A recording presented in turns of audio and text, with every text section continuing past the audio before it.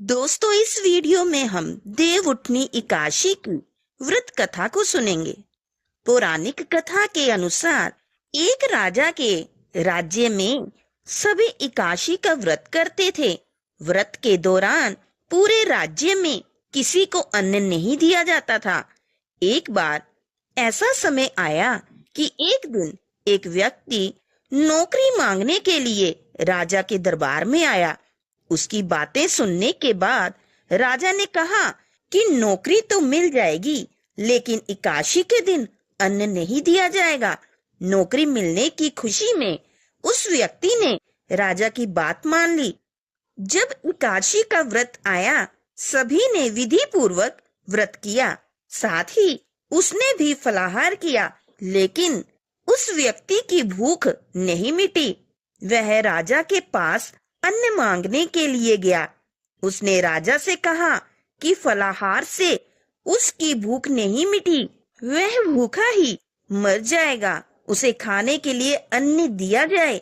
इस पर राजा ने अपनी शर्त वाली बात दोहराई। उस व्यक्ति ने कहा कि वह भूख से मर जाएगा, उसे अन्न की आवश्यकता है। तब राजा ने उसे भोजन के लिए आटा, दाल, चावल दिलवा दिए। इसके बाद वह नदी के किनारे स्नान किया और भोजन बनाया। उसने भोजन निकाला और भगवान को निमंत्रण दिया।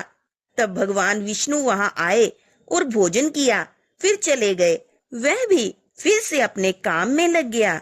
फिर दूसरे मास की एकादशी आई। इस बार उसने अधिक अनाज मांगा। राजा ने कारण पूछा तो उसने बताया कि पिछली बार भगवान भोजन के लिए आए थे, इससे वह भूखा रह गया। इतने अनाज से दोनों का पेट नहीं भरता। राजा चकित थे। उसको उस व्यक्ति की बात पर विश्वास नहीं हुआ। तब वह राजा को अपने साथ लेकर गया। उसने स्नान करके भोजन बनाया और भगवान को निमंत्रण दिया, लेकिन इस बार भगवान नहीं आए। वह शाम तक भगवान का इंतजार करता रहा। राजा पेड़ के पीछे छिपकर सब देख रहे थे। अंत में उसने कहा कि हे भगवान, यदि आप भोजन करने नहीं आएंगे तो नदी में कूदकर जान दे दूंगा।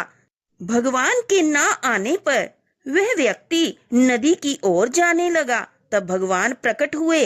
उन्होंने भोजन किया। फिर उस पर भगवत कृपा हुई और वह प्रभु के साथ उनके धाम चला गया। राजा को ज्ञान हो गया कि भगवान को भक्ति का आडंबर नहीं चाहिए। वे सच्ची भावना से प्रसन्न होते हैं और दर्शन देते हैं। इसके बाद वे राजा भी सच्चे मन से एकादशी का व्रत करने लगे। अंतिम समय में उनको भी स्वर्ग की प्राप्ति हुई। तो दोस्तों, ये थी देवउठनी एकादशी की व्रत कथा। वीडियो पसंद आया हो तो लाइक, कमेंट और शेयर जरूर करें और चैनल को सब्सक्राइब करना ना भूलें। जय श्री हरि।